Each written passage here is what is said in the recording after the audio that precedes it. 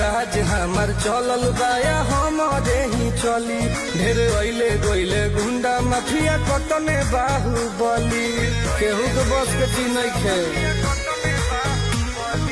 राज हमार चलल बाया हमारे ही चली ढेर अइले गइले गुंडा माफिया कटने बाहुबली मार के गोली बंद कदम बोली हरदम ला सुता दे।